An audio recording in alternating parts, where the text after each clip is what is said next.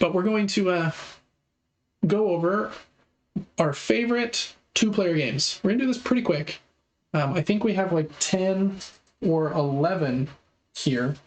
And most of them Devin has played. There will be a couple that he hasn't. But a lot of them he has. So we're going to go down to the table and talk about our favorite two-player games. All right, Devin. Let's see if I can swap this up. Yeah, we still got our faces here. I do want to give a shout out just to these two that I played this week, and you played this one with me, Lord of the Rings Duel for Middle-earth. I think it will become one of my favorites in this list. I just don't think I've played it quite enough times yet, but I know that you've only played it once, and I think you already enjoyed it a lot. You said I liked it a lot, yeah. I think you said 9 out of 10 is probably where you'd give it after your first game, which is that right? Easy to understand, not too long. Mm-hmm.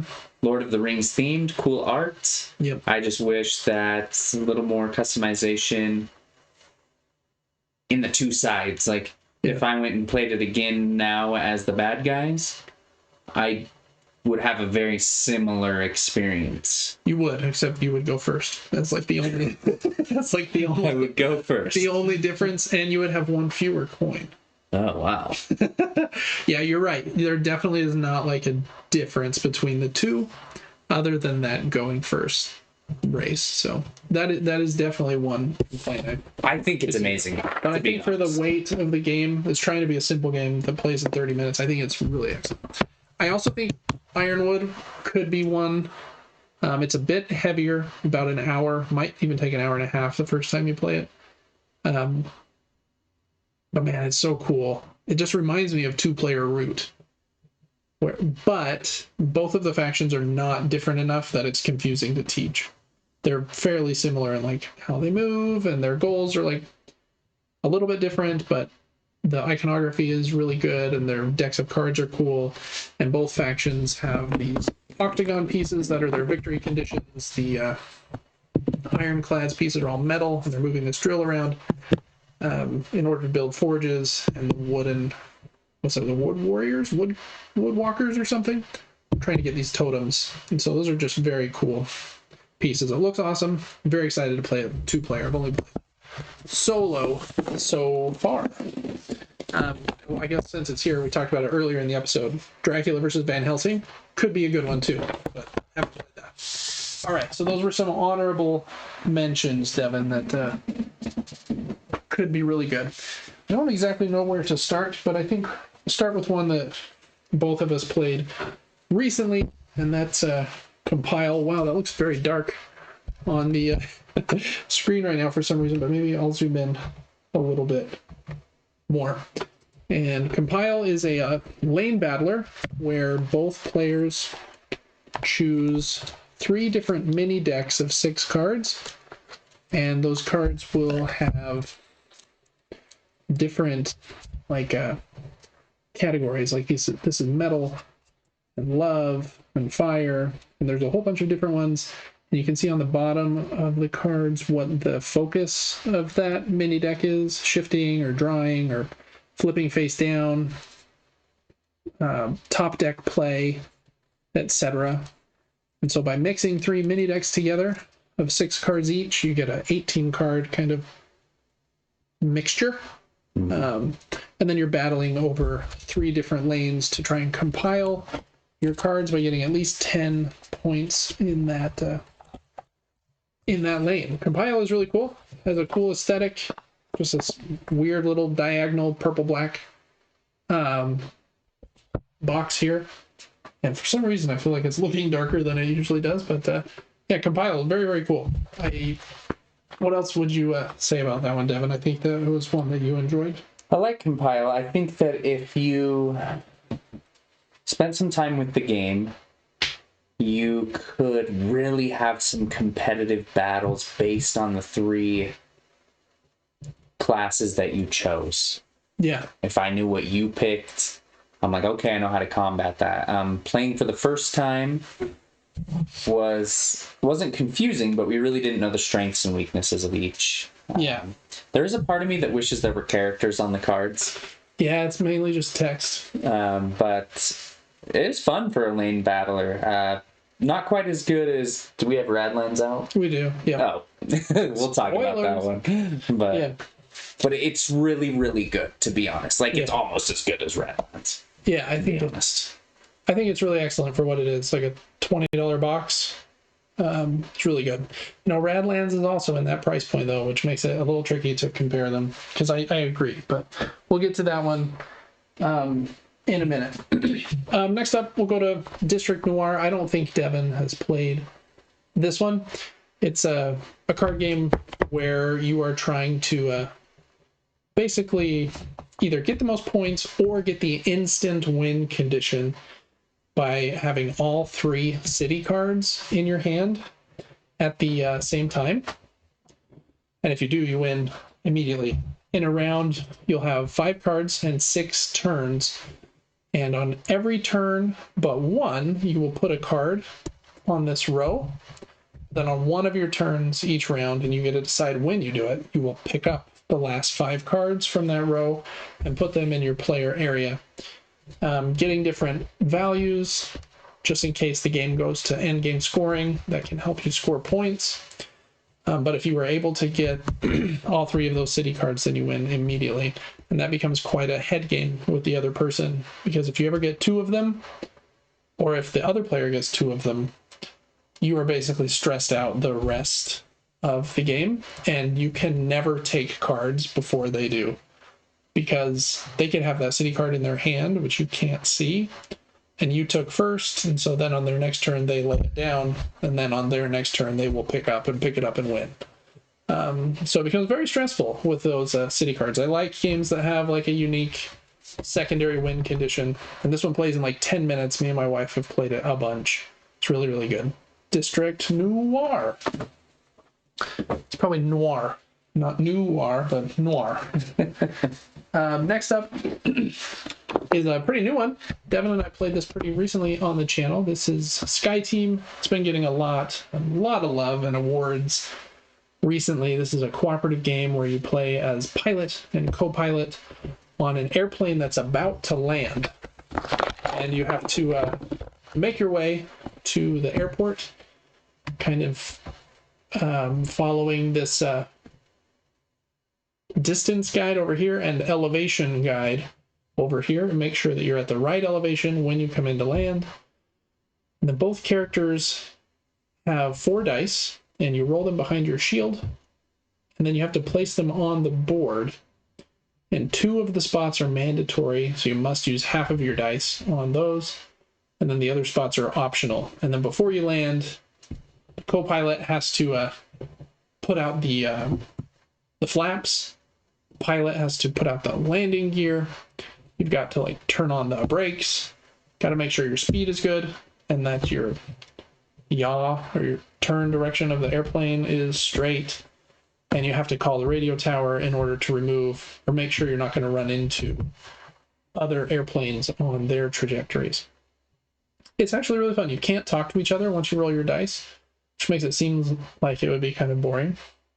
But each round is really quick. Since there's only 8 dice to be placed, it might take 3 minutes. But it's a pretty brutal 3 minutes where you're like, I think if you only have low or high dice, you obviously don't know what your teammate has, and so you don't want to mess something up, because the combination of what the 2 of you put on your speed or on your tilt can immediately end the game for you and crash. So very, very fun cooperative game. I don't like cooperative games, but I like short ones like this that have just enough going on. Did you enjoy Sky Team, Devin? I did, for a lot of reasons. You explained it well. It's an interesting game where not talking to the other player is super unique, but there's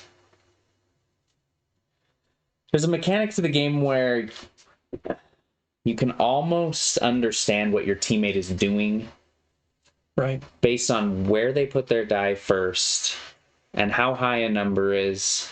You can kind of tell maybe if they're panicking or hinting at something, and using simple mathematics and rules of averages, I feel like you could do some very, very complex flights in this game with the right person. Yeah. Like, you really, really could, honestly. But it's difficult. We tried some variations and lost over and over. Yeah, the base game is pretty simple that I just explained, but there are like 20 different airports, and then there are quite a few different modules to add in, like ice on the brakes and wind direction and gasoline that you can't run out of, and training like new, I don't know if it's new pilots or new flight attendants, but and you have to also complete those before you get to the airport, or else you don't win. So, and they're not easy. They're brutal. That gasoline, that gasoline almost becomes a mandatory spot. It almost does, because if you don't put a die there, then you spend 6 of your fuel every turn. So yeah, you basically have to burn a die to not spend all your gas. Yeah, it's wild. It's a great game. Yeah, really cool one. I like that there are. That was kind of loud, flipping that over. Lots of different variations in difficulty. You could play the base game, which is not incredibly hard, or you could really ramp it up and make it as hard as you want. So that is a Sky Team. Next up, I've got a couple here I don't think Devin has played. I think Beer and Bread is excellent. Oh, and spoiler for the next one. This is a card drafting game where you play a card and then give your hand of cards that's left to the other player, and you're trying to brew the best beer, make the best bread, while kind of managing your little town here across the river from the other player's town. The thing I like most about this game is there are 6 rounds, and in 3 of them, on the red rounds here, you don't trade hands. You just keep your cards and then you play all of them. And I like that mechanism and how it goes back and forth, because on those rounds I can be a little more strategic, because in drafting games like this I always forget what was in my hand almost as soon as I hand it to the other person. So do I. And I really like games like Caper Europe as well. But I think they becomes trickier for me to remember like what I handed to you. So I like that this one has a little bit of like relaxation from that every other round, where okay, I've got my hand, I know what I'm going to do with it. So it still feels like it has that drafting element, but is just a little more, I don't know, strategic to me in those other rounds. You're also like managing resources in order to fulfill the contracts and brew the stuff, and it has a little bit going on there. But very cool game from Capstone Games. That is Beer and Bread. All right, and then the next small one that Devin I don't think has played here is called Curious Cargo. This one's from Ryan Courtney, and again, Capstone Games. They make good 2-player games. Ryan Courtney makes puzzly games that kind of remind me of Pipe Dream, which is a computer game I liked a lot as a kid, where you were trying to pipe this green goo from like this entrance to an exit before the goo got to the end of the pipe, if you didn't have it built in time. This one doesn't have that time element, but has a similar vibe with you're building these conveyor belts to get these weird doodads that you build in your factory of like batteries and weird potions to your delivery trucks over here so that you can ship them. And shipping stuff out gives you points. One of the ways to win. So you have to build red and blue connections over to your shipping line. But then when your trucks ship, they go straight across and past your opponent's board, and theirs comes straight back next to your board and goes past your area here. They call it the receiving line, I think. And if you build a connection from there to one of your machines, you can kind of receive one of their deliveries, which is much harder to do because you have to keep track of like what type of those 2 types of goods they're shipping and how long the truck is and the truck behind it and when it's going to press forward. But if you're able to do that, you win much faster by receiving goods. It's just harder to do. This one is a brain burn. It's very tricky to build those pathways. You can put tiles on top of other tiles, and there's scaffolding pieces. It really is like, I like the theme. Is curious cargo with like a factory that builds weird stuff, and it kind of like makes me think of like Willy Wonka for some reason. But very, very fun if you like that kind of spatial puzzle. This game has that regular mode that I just explained, and then an advanced mode that adds in a third color of conveyor belt and a third purple good. And I have never tried that side because the normal side is just such a difficult puzzle already.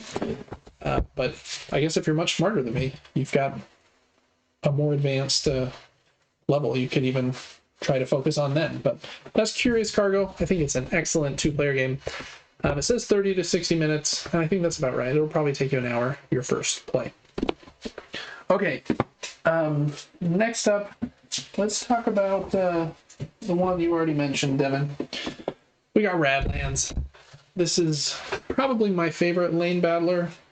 There's quite a few that I like. We talked about Compile. I really like Omen, A Reign of War is a good one too. But I think this one is, I don't know if it's the simplest to teach. It's probably about the same simplicity level as Compile, but I think it has a bit more strategy, or not strategy, but a bit more, just a slight bit more going on and more avenues than Compile. And so it feels a little more fulfilling to me for some reason. This is the base Radlands box. You can get this box for like $15 or $20. And it has the whole game in it. And you don't need any of the extra stuff to play. And I mean, you really don't. I do think I got this bigger box that holds a box inside a box, Inception, that also has these play mats. And they just kind of have a place for everything. And your opponent's play mat goes just right next to it. And it keeps track of your 3 lanes, where your camp cards go. Gives you reminders for how much things like drawing a card costs in your water, and they also look really cool. This also is art done by Manny Tremblay, who we've talked about quite a bit on this podcast episode. But anyways, the artwork's great. The gameplay is really cool. The cards, I really like when games use the back of the card. Compile does that, where the back of the card is 2 points, but the front of the card has some special abilities and stuff. You usually want the front. Same in Radlands. The back of the card is a punk and has 1 health point. And you can get them out in certain ways. If you get them in front of your camps, they'll protect your camp, so they're better than nothing for sure. But you usually want the character side up. And this card has tapping when you do take a damage with a card. But I think my favorite part of this game are the event cards. They get slotted in either slot 1, 2, or 3, which I think you can probably see, yeah, right here. And that's like a countdown for when the event will go off. So a level 3 event is pretty powerful, but it'll take 3 turns to get here and then activate, so your opponent has time to prep for that big raid or whatever that card is.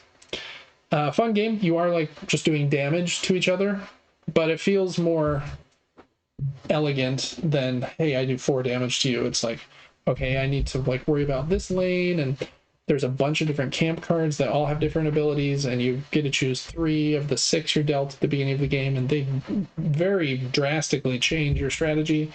Devin had one that was like a big Mad Max machine that you had to move forward when you played, and if you ever got it to move forward like all the way maybe twice, then it immediately destroyed one of mine or something. Yes.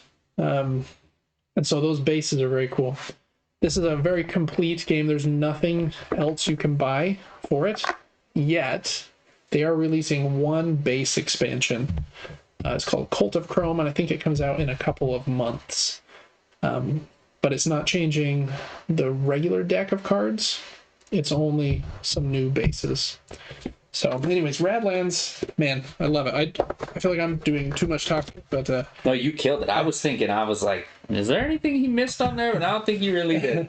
Yeah, I think it's really cool. The playmats, definitely not necessary, but I do think they help with teaching the game a bit, and with just visualizing everything, because everything just has a spot. I found somebody on Facebook Marketplace that was selling just this bigger box, and the playmats, I already had the base game, and that was definitely like a worthwhile investment in my opinion. I think they just kind of add to the experience. Radlands, super great. One of my favorite lane battlers for sure. All right, Devin, just a few more here. Let's go over. Let's see. We'll do a unique one here. This is one of my favorite games. It's called Hex, and you've probably never heard of it because I feel like nobody has. But it's basically if you took Scrabble and mixed it with Othello, and how you play is you, one player plays as red. This is only a two-player game, but this is a two-player game list, so that makes sense. One player plays as red, the other player plays as black, and you're building words out here, similar to Scrabble. Let's say I spelled bid. Nope. We'll spell a word a little bigger than that. I spelled bind. Then it's the red player's turn, and maybe they spell Pong. P-O-N-G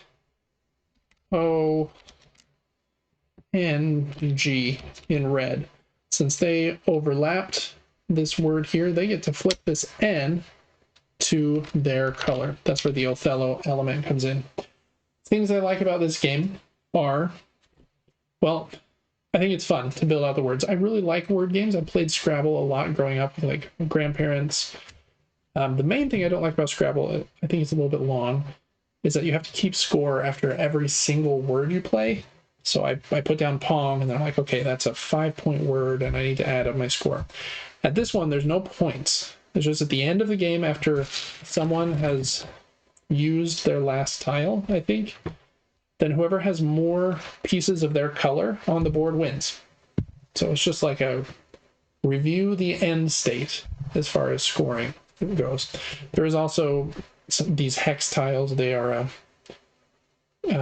wild. So let's say I spelled, I don't know, binder. I don't have an R, but I guess I do now with this wild token. Then you pull this hex board over for a second, and you roll the 20-sided hex die, and it will give you some special ability. Number 20 is, where are you at? Over here. The Changeling. Your opponent gets to pick up any hex tile on the board and replace it with any tile from their hand. Sometimes they're not going to be something good for you, but you do something based on those wild things. You don't have to play with the wild board if you don't want to. I like the wild board. I was unaware of that. Yeah, it's kind of a fun little mix-up. So it makes using those wilds a little risky, because it might be something that helps you, but it might not be. So that's what that is for, and it does have that 1d20. The company that makes this game is Turnup Games, and they've made a few other games. I think they're based in Canada, but I think they... I don't know if they're out of business. I don't think this game's in print anymore, which is a bummer, because I really think it's excellent. It has this cool 3-board system that are kind of tied together with this, I don't even know what that is, twine of some kind. So there's the base level, then a level with these little notches at the top of the bottom, and they make it so that when you're flipping these over, you just press one of the sides, and they flip over very, very satisfyingly. So hopefully you can see that on camera, but go ahead, Devin. Flip one of those bad boys. Can you believe how easily I flipped that? Yeah. It really was super simple. Yeah. Boom. Boom. So yeah, Hex is great if you like word games. I know some people don't, and I'm not always in the mood for them, but when I am, I generally want to play this one. So yeah, that's Hex. Yeah, check that one out on Board Game Geek. Maybe you'll find a copy somewhere. You're not having my copy, but you might find one. I don't know. This is my first time putting one of your games away. Oh, there you go. Yeah, put it in that sleeve. All right, next up is Blitzkrieg. This is World War II in 20 minutes. Really is excellent. A lot of fun. It's a bag building game where you have a bag of your tokens, and you are trying to get better tokens to throw into your bag so that they will hopefully eventually come out, and you'll get to use those better tokens, obviously. But when you, on your turn, you play one of your 3 tokens that are in your hand to one of the 5 different areas of the war. and it's a tug of war system there. So whoever has this little red piece more their direction will win that theater of war. And that's basically the whole game, but it really is excellent. A lot of fun. It has a few different mini expansions you can add in. This Nippon one has, for some reason, Godzilla. So Oh, amazing. I like this game now. yeah, it's very fun. I like this line of games by Paolo Mori. He has, I think, 3 games in this series where it's like something in 20 minutes. World War II, there's like Seize Rome in 20 minutes is another one. And they're very popular games. Really excellent. If you like a good tug of war game, Blitzkrieg, can't go wrong with that guy. Okay, we got 3 more games here, Devin. I'm going to talk really quickly about... Oh, you've played all 3 of these, so never mind. I thought this one was one you hadn't played. It's been a while. Yeah, You've played this one. I don't remember much about this except for the little things. Yep. This one's very underrated, in my opinion. I think it's a very fun game. It was designed by Prospero Hall. They were kind of a design team that has done quite a few games that I like. Pan Am is an excellent one that I also have. I think they also did Push, which is a great card game, and yeah, they've done a lot. Just really great. This is a 2-player, 30-minute game for 9+, where you kind of like the Mad Max theme, I think, kind of going back to Radlands. You play as the leader of one of 2 different groups of survivors out here in the post-apocalypse, and you are trying to get some resources and upgrades and to win these different locations here in the middle. Let me zoom in just a little bit. And to get these, I think those are, yeah, cards up here that are like different members of your faction. But the way that you do it is both players have an oil tanker, and it's full of gas. And that gasoline is sand in a sand timer, baby. And I know a lot of people don't like real-time aspects in their game. So take that with a grain of salt if you don't like real-time stuff. But basically on your turn, you have a bunch of dice based on, I think, some of these cards, and you get better during the game, kind of engine building. So you might have better dice later in the game than at the beginning. You have to burn gas to roll dice. So you flip your tanker over, and then you start rolling frantically. And you can re-roll as many times as you want. Unless you roll this symbol here, then you cannot re-roll those. They are just like a burnt gas, basically. And you want to spend as little of your time as possible. And there are ways to refill your timer based on some other actions. But I think for like a dice chucker, that's like a speed dice chucker, it's really fun. And there's a bit more game built around it where like you're trying to win majority on these locations and get new people into your clan, and you have to worry about gas, and you can get these extra gas tokens. But it really does play in like half an hour. So really, really great game. If you haven't checked this one out, just a little hint. I'm going to zoom back out so you can see my face for this hint. Ooh. This copy I got for like 30 or 40 bucks.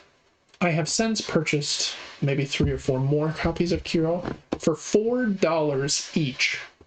So if you pay close attention to like sales on Miniature Market or other places, and you can get this game for a steal. And I think it's very much worth it. Again, you have to like rolling dice, a little craziness with the sand timers, but if you can get along with that, I think it's a really fun 30-minute game. So that's Kiro.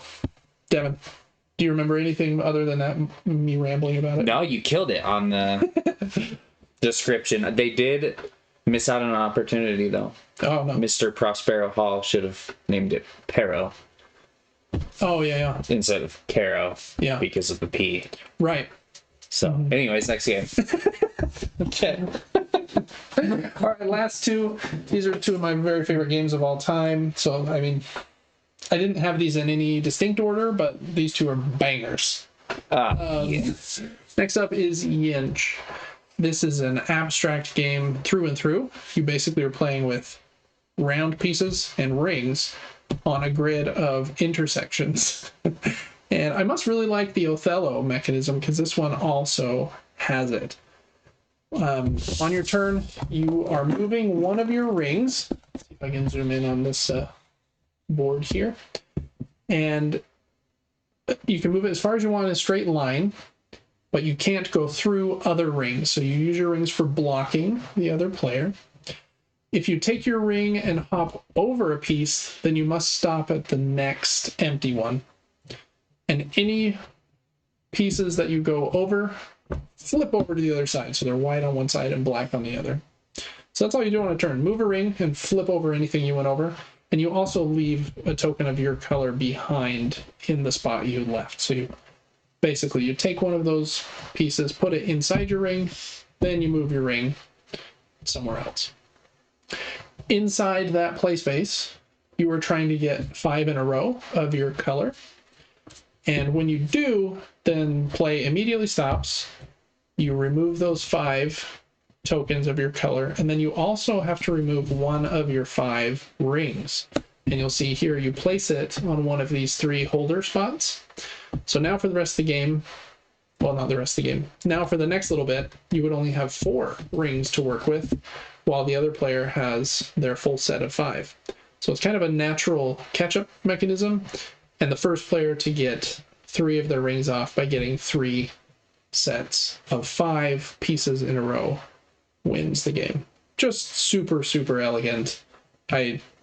This series by Chris Byrne, the GIP project, is incredibly famous in board games, and I think Yinch is probably like the most well-loved of them. Some people like a different one more than Yinch, but this is the only one in that series that I have. I'm a little picky with purely abstract games, because if, things like chess and something like this that have perfect information, there's nothing hidden, right? There's not a deck of cards, there's no randomness, there's no dice rolling. Everything is on the board, and I could stare at it for an hour and perfectly come up with, like, this is the best move in all scenarios. Or a computer, for example, would always beat you because it's perfect information. I'm picky with those. I like a smidge of unknown. I think it makes a game more fun usually. But if I'm going to play an abstract game, Yinch is a, like I said earlier, certified banger. So, yeah, really, really fun. I'm doing way too much talking, Devin. You are killing it. Shut me up. But I could rave about games all day. And then that's Yinch. And then last up for our favorite 2-player games of all time, which is really just a dumb thing people say. It's just favorite 2-player games that we've played, because there are so many board games it's impossible to play them all nowadays, is this big box. And this is a Dice Throne. Probably a little tricky to tell how big the box is unless I stand on its side. This is the Marvel version. There have been, I think, 2 other versions. They had a Season 1 Battle Chest, a Season 2 Battle Chest, this Marvel one. I think the X-Men one comes out in a couple of months. And I think they are actually doing a crowdfunding campaign right now that we'll talk about on the podcast in future weeks for 4 outcast characters or something like that. Anyways, that was a lot of talking. Do we know these characters? No, I think they've made them up. They're their own unique characters. In this game, this is again the Marvel version. You choose a character to play as. So you might play as Thor, and Devin might pick the Scarlet Witch. Scarlet Witch. And then you fight. This game can be played with more than 2 technically, but it, for all intents and purposes, to me, is only a 2-player game. Oh, look, I got limited edition number 3,417. I didn't even know that. Wow. Yeah. Each character, let's just show you one because they're fun, has their own deck of cards and their own set of very cool dice. So I'm just going to pick green for fun. Green is nice. And Devin will pick one. Who maybe? Oh, sure. Yeah, there you go. I choose yellow. Who is this? Captain Marvel. So you can see Loki here has his own board. And on his board, he has a bunch of different abilities that we can activate by rolling certain dice. This is a Yahtzee-like. Some people online call it Battle Yahtzee for fun. And it kind of is if you... I don't know. So if you like Yahtzee, I think you'll really like a game like this, it is a little more complex, but you have like a health dial, and you start with 50 health in the default mode, and the first person to inflict enough damage on their opponent to get their health dial to 0 wins. And you do that by playing cards. Your cards will help you to manipulate your die rolls. They will also help you to upgrade different abilities on your playboard. So let's see, this one here is Mockery number 2. So if I was able to play this with some combat points, I could put it on top of regular Mockery, and now that ability is upgraded and does more damage and is stronger. Very, very fun. But the crux of this game has to do with these dice.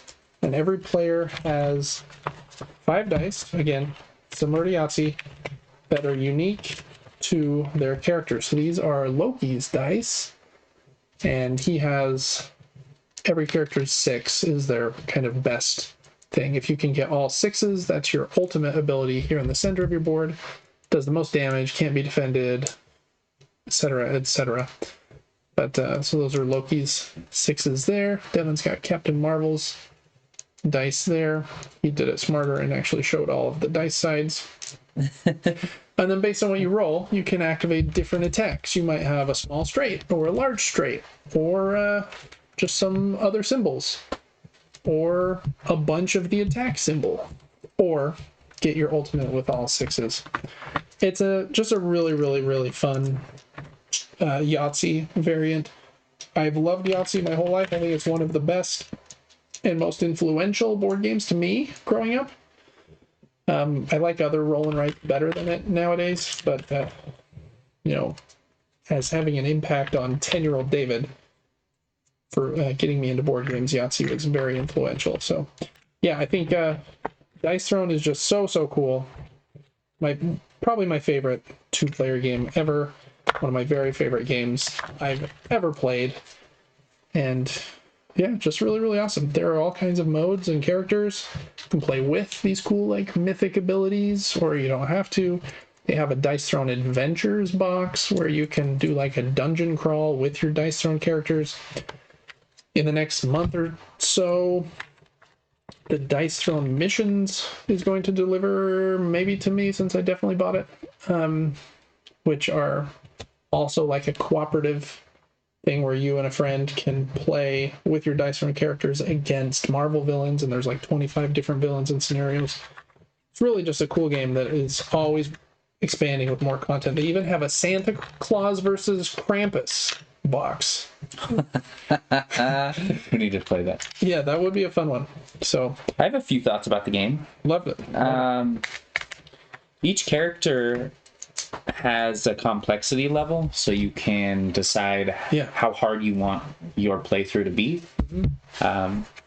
Which is super cool because, like, a lot of them have passive effects. Loki. Like, what is Loki, a 4? 4.